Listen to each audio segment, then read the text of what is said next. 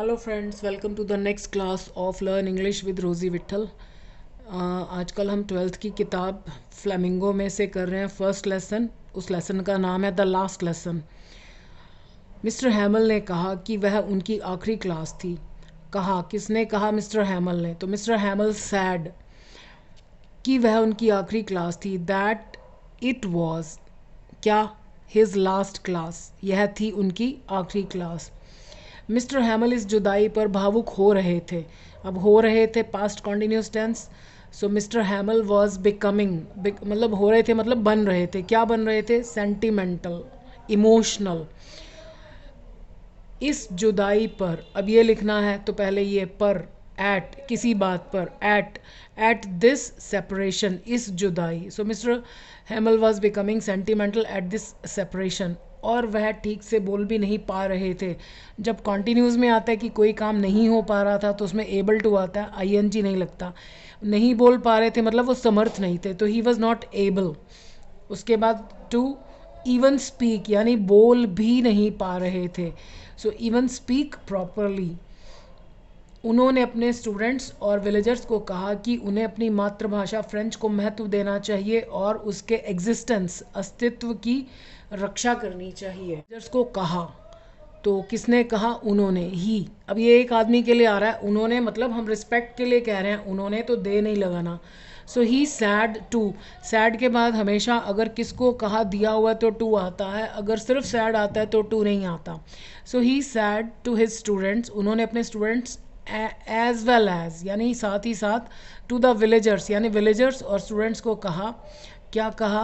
कि उन्हें अपनी मातृभाषा फ्रेंच को महत्व देना चाहिए। तो महत्व देना चाहिए किसको? उन्हें। So that they ought to, यहाँ पर हम शुड भी लिख सकते हैं। ऑट टू जो है वो शुड से ज़्यादा स्ट्रॉन्ग है, और ऑट टू मोस्टली बिहेवियर संबंधी बातों के लिए ही आता है। सो दे ऑट टू गिव इम्पोर्टेंस, उन्हें देना चाहिए। क्या देना चाहिए? महत्व।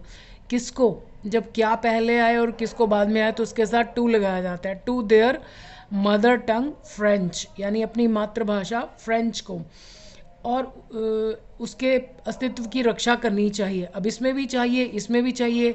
ये काम उन्हें करना है और ये भी उन्हें करना है। तो हमने क्या किया? एंड के बाद दोबारा दे नहीं लिखा, ऑट टू भी नहीं लिखा, क्योंकि वो उसी सेंस में बात कर रहे हैं। तो हमने सिर्फ मेन वर्ब लिखा, क्योंकि इससे पहले दे ऑट टू अंडरस्टूड है।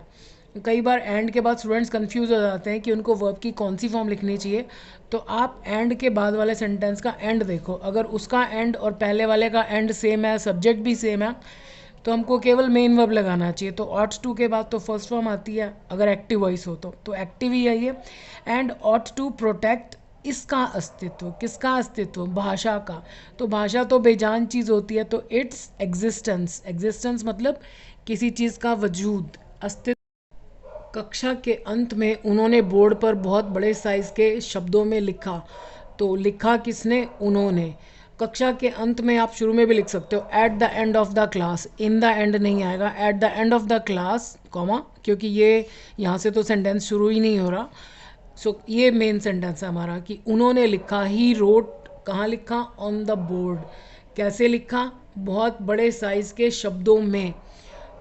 तो मैंने कहा ना कि जब भी कोई ग्रुप ऑफ वर्ड्स आता है तो वो उल्टा शुरू होता है। बहुत बड़े साइज़ के शब्दों में आ रहा है पहले। In hugely big, big sized words मतलब बहुत ज़्यादा विशाल काय।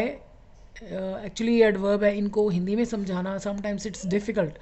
सो ह्यूजली बिग, यानी ह्यूज होता है जैसे दैत्याकार, तो दैत्याकार जैसे बड़े साइज़ के शब्दों में लिखा। अब ये क्योंकि उनके शब्द हम एज इट इज़ लिख रहे हैं तो इन्वर्टेड कॉमास में लिखना पड़ेगा। लॉन्ग लिव फ्रांस, यानी फ्रांस अमर रहे, यानी वो बहुत समय तक जिए। तो लॉन्ग लिव फ्रांस, और उसके बाद साइन ऑफ एक्सक्लेमेशन आएगा। और यह कहकर उन्होंने क्लास ख़त्म कर दी। सेइंग दिस, यह कहते हुए उन्होंने क्लास ख़त्म कर दी। ही डिसमिस्ड द क्लास। डिसमिस होता है जैसे किसी एक्टिविटी को भंग कर देना, ख़त्म कर देना। So he dismissed the class, he ended the class. Friends को अफसोस हो रहा था कि उसने फ्रेंच पर ध्यान क्यों नहीं दिया। अब अफसोस हो रहा था किसको? फ्रेंड्स को।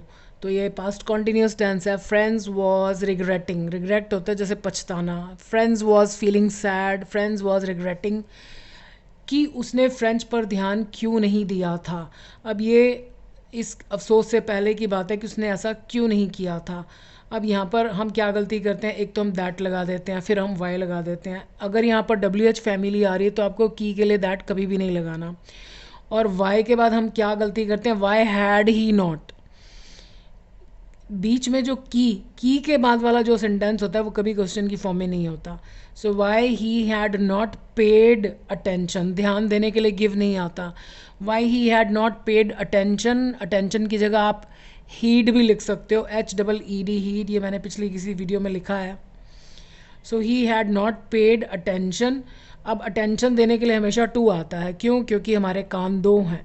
तो सुनने से संबंधित जितने भी वर्ड्स हैं अगर उनके बाद प्रपोजिशन आती है तो मोस्टली टू ही आता है. ध्यान रखिएगा कि कान दो होते हैं.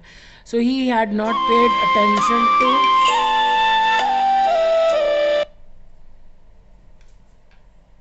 ही had not paid attention to कि उसने ध्यान क्यों नहीं दिया था फ्रेंच सीखने में.